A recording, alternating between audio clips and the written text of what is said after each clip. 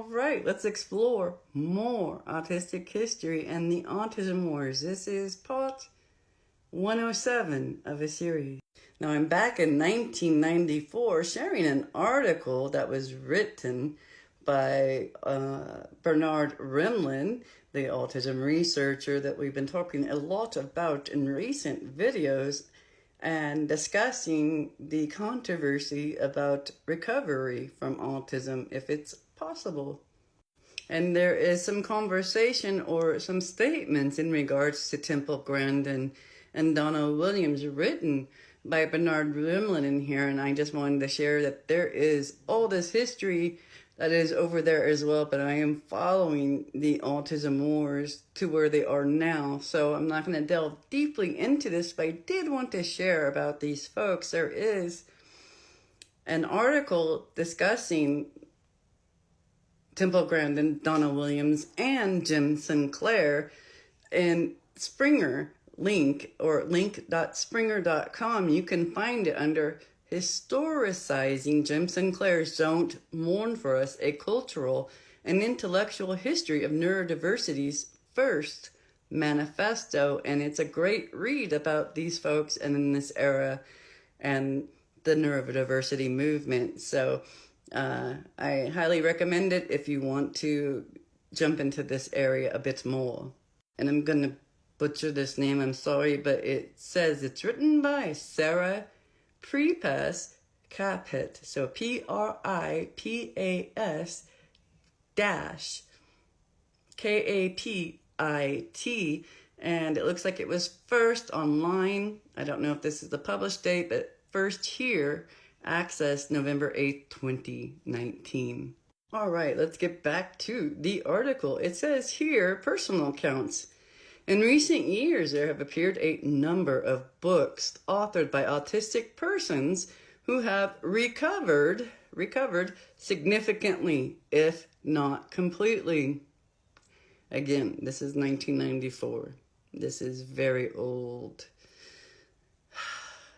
belief systems on autism. So, Temple Grandin, whose book Emergence, labeled Autistic 1986, has elevated her to celebrity status, has earned a PhD in animal science. She lectures extensively as an expert on both cattle handling procedures and autism. While she is an independent and respected professional, she acknowledges that her recovery from autism is not complete. Donna Williams' story of partial recovery from autism is told in her two books, Nobody Nowhere, published 1992, and Somebody Somewhere, published 1994. Like Temple Grandin, Donna's writings have earned her celebrity status. She has appeared on national television in both the US and the UK. Like Temple, she acknowledges and is handicapped by many symptoms of autism. Like Temple, she forges gallantly ahead, accomplishing more with her life than most non-handicapped people can hope to achieve. Oof. Next up is mother-child accounts. He states here, several mothers have written chronicles of the recoveries of their autistic sons, with chapters or afterwards written by the sons themselves. In Face to Face, 1986, Lurleen Morfitt describes her son Simon at 24 as a whole person to whom the label of autism is entirely inappropriate.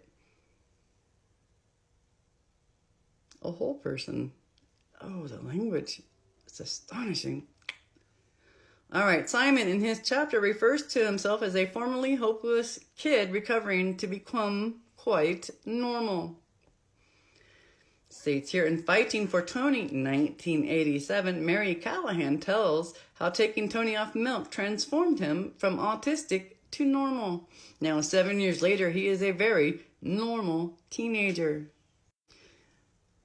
Judging from There's a Boy in Here, the book Sean Barron co-authored with his mother, Judy Barron, 1992. Sean also seems to have left autism behind him. In closing, his mother writes, now he has begun giving us advice on our problems. Good advice. She refers to his successful struggle against autism. Annabelle Steele's widely known book, The Sound of a Miracle, published in 1991, tells of her daughter Georgie's speedy recovery after treatment with auditory integration training, AIT. A TV docudrama is underway. Jane McDonald's book News from the Border, published in 1993, includes an afterword by her son Paul, in which he says, "I am not as autistic as I was, but autism still shows in certain ways." But the ways are minor, and judging from both the book and McDonald's appearance on Sonia Live television show, Paul has come a very long way from his autism. Like Sean Barron, Paul McDonald studied autistic behavior on films, e.g. Rain Man, and television in order to learn what behaviors needed to be abandoned in his quest for normality.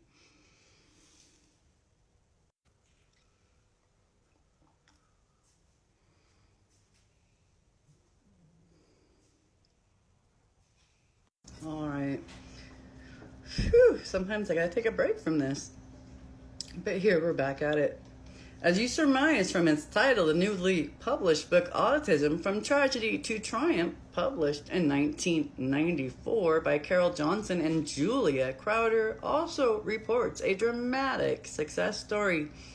Here again is an afterword written by Drew, the formerly autistic young man.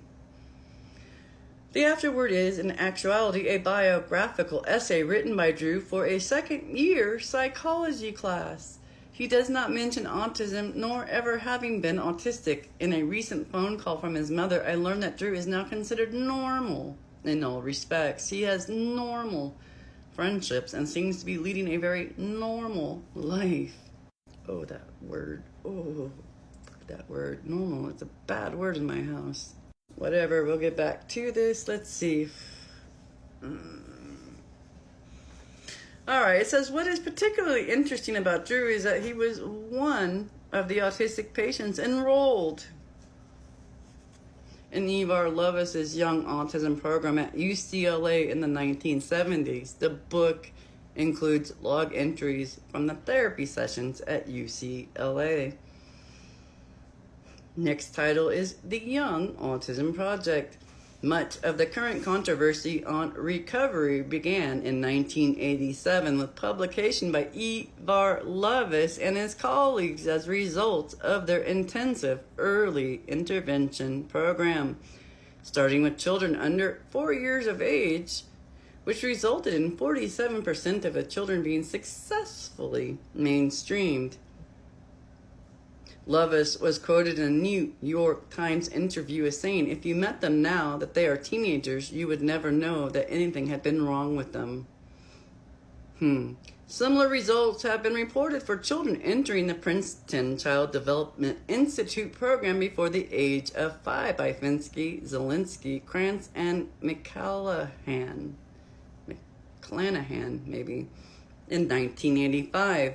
In a later follow-up study of the subjects in the Lovaas study by McEachin et al., 1993, in which peer ratings, interviews, and other assessment techniques were used, supported the earlier findings that these children were indistinguishable from their peers. Now, I'm going to read the rest of this very prolific article with you in the next video.